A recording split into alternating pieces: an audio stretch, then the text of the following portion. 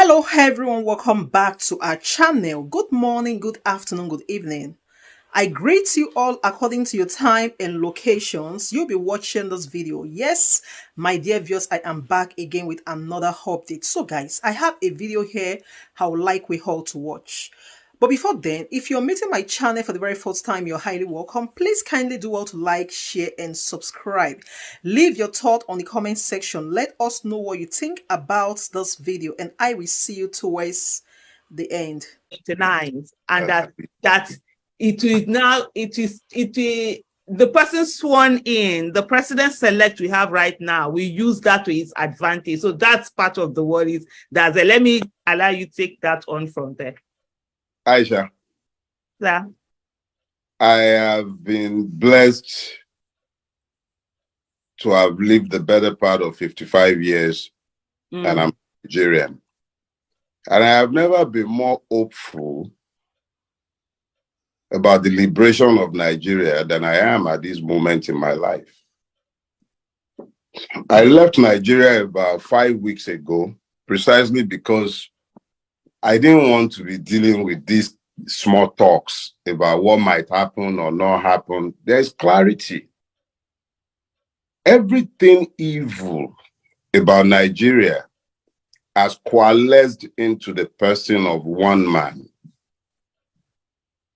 Everything that we have ever complained about Nigeria, everything came together on the 25th of February and produced the president-elect. You know, when you are cooking jollof rice,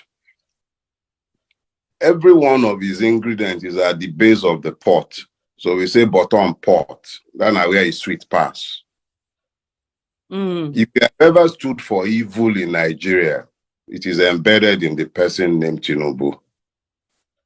In any way, shape, or form that you have ever stood against evil in Nigeria, it is in his person.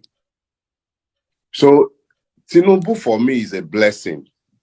It clarifies the issues. If you can find accommodation for Tinubu, you're evil. It's simple. It's that simple. It's not about, because it's clear to anyone with half a brain that no election was won by Bola Ahmed Tinubu. He lost woefully. But producing him as the president-elect is the crystallization of Nigerian impunity, the madness of Nigeria. Everything that is wrong about Nigeria came together to produce this evil. So those who have any conscience in that country must of necessity forget the idiocy that has allowed them to subjectivize the truth to the point where they find reason not to support the truth. You cannot claim that it's not about the person of Gregory Peter Obi. It has nothing to do with his person. This is about principle. If there are still persons who are hiding behind their disagreements with his person, their objections to style, and they can find reason not to stand up for what they know to be the truth, shame on them. History will not remember Peter Obi's tribe. It wouldn't remember his religion. What it would most remember is the fact that all the aggrieved in Nigeria, the disadvantaged, the disinherited, those who have for long been pained by the way Nigeria has been, they came together, they found common purpose around one man as the arrowhead, not as the issue. It was just, Peter Obi is merely the arrowhead of a movement. That's all he is. We all came together for our various reasons, and we found common purpose in the issues that the man raised. Some of us raised those issues. Aisha, you raised some. I raised some. Other people raised some. But we all found common purposes, even where we had disagreements. That's politics. We chose what was offered as an electoral process. We staked our reputations behind a faith that the electoral process would be worthy of support. A law was passed. We stood behind that law. That man that is completely bereft of integrity or honor that you call Yakubu or whatever is the INEC fraudster. And I said that standing here, hoping and praying he will sue me, please. He's a fraudster. That man assured all of us and the entire world that we would have elections predicated on electronic transmission of results. Beavers, IREF, billions were voted. And then the man, look, let me just put it this way. I don't know by what, there were two choices when this happened. We could have gone on the street and started making noise, offered them the opportunity to kill as they had always killed, and then we would have all been talking about normalizing the situation. We'll be talking about peace. Those of us that they would have picked up, they would have picked up. Then they will be talking about free this and free that. Then we'll be talking inauguration. And then there would be normalcy, and Nigerians, as usual, would have moved on. But we knew that that was what they would have loved. See what we done. We did not cause any fight. See all of us, peace-loving. We stand for peace, but it is not at the expense of truth. Bola Ahmed Tinubu did not win any election. There is no person known as Bola Ahmed Tinubu. There is a chimera, somebody who is lying, some figment of somebody's imagination somewhere, who has named himself Bola Ahmed Tinubu, around whom all the evil men in our country have coalesced. They are the ones who might believe that there is something they can win. They've won nothing. When the day comes, we'll see what will happen. A day never break. Maybe they say your president selects. I don't know what day they say they are doing whatever they are doing. Let the court tell us how this wuru to the answer will stand. It's always good now. Let the courts dance naked in the marketplace. You remember now?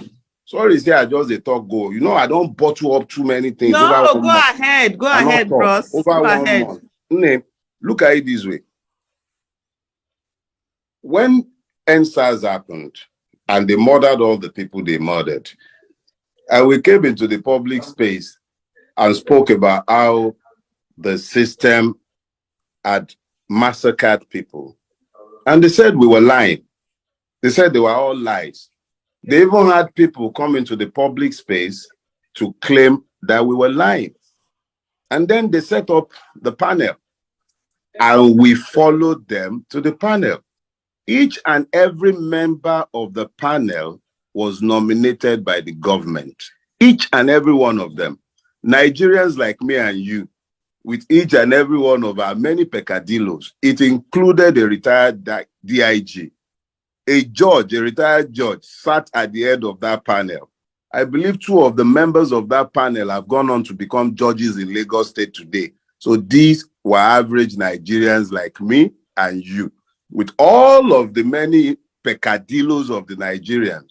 But they sat together and they came to a unanimous decision because evidence that were placed in the public domain and before the courts were way too weighty to be discounted. This is more or less the same situation on a bigger scale. We are back before a system that we do not necessarily trust. I am a member of Ramimba. Before we went to the tribunal, we were against the tribunal. We stood outside the tribunal carrying banner, protesting against the tribunal. And then we decided, you know what? Let's use their tribunal to unmask them in the public space. So we went before the tribunal and we brought evidence into the public space that the government would have preferred were not placed in the public space and that would never have found its way into the public space if we had abandoned that process.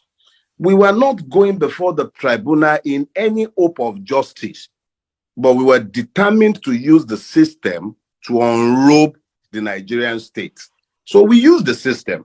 Because we went before the tribunal, we could show all the evidence we had, and the public could also see it. And at the end of the process, unanimous, not one dissenting vote, the tribunal voted that as a fact, there was a massacre. As a fact, the Lagos state government can say anything it cares to say. That's political. I don't expect Jide Sanwo-Olu to come out and say, yes, I facilitated a massacre. I don't expect the Nigerian army to say, yes, we were the murderers. But the tribunal, made up of men and women, nominated by the government, only nominated by the government, found that there was one. So I would say that the situation we are in now, why it's not exactly the same, is analogous to it. Because now, we're before a tribunal. I do not have any trust whatsoever, and I repeat myself, let me not be ambiguous. I have zero trust in the Nigerian judiciary. I believe that that judiciary is essentially a brothel. It is no different from a brothel. I believe that our CJN is either completely corrupt or irredeemably incompetent. Those are my beliefs. I have said this before, over a year ago, before Peter Obi or his election came to be, before anybody would start talking about the politicization of my comments. It has nothing to do with Peter Obi's comments. If anybody has the time, let them go to my Arise interview in June last year, when he was appointed the acting CJN. I was categorical in remarking that the man is either incredibly incompetent or unbelievably corrupt. And I stated the basis of my belief. So let's be clear. I am not saying what I'm saying out of any faith in the judiciary. And I'm not suggesting that we are going before the judiciary in the hope that the judiciary might present anything other than what it has always done. After all, the same judiciary produced the ruling in Machina. The same judiciary produced his ridiculous ruling in the case of Akpabio. The same judiciary produced the horrible ruling that we saw in Imo State. So I'm not sitting down here selling anybody any pipe dreams of a judiciary that is either incorruptible or that produces justice. But that process serves to educate our people about what we are up against. There is a clear line that has been drawn. This is a battle between good and evil. It is a battle between whether Nigeria is going to go into the future or whether it is locked into a cycle of self-destruction.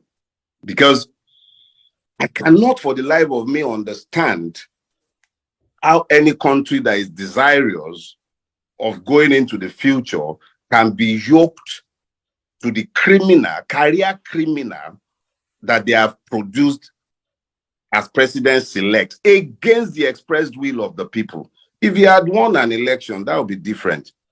If he had won an election, it would simply mean that that is the ugliness and beauty of democracy. We would have had to accept it. But Bola Ahmed Tinubu, whatever his true name might be, did not win any election. He is attempting to steal one. And it is the duty of everybody who has a conscience and who is truly, truly desirous of a Nigeria worthy of being bequeathed to our children. We have a duty to oppose this. My very own brother, you know, I could listen to you for ages and just not even say anything because I'm just nodding. I'm like, you're speaking my mind. You know, you're just speaking. Yeah, you know, I've been quiet for a while. So yes. Even when I asked you to do this, you say you did give your reasons why and I'm so glad that you are here, because it's like when you keep saying the same thing again to people, they're coming, they begin to feel, oh, okay, what's this person trying to say? But hearing you also reinforce that, I hope a lot of people will see more of that.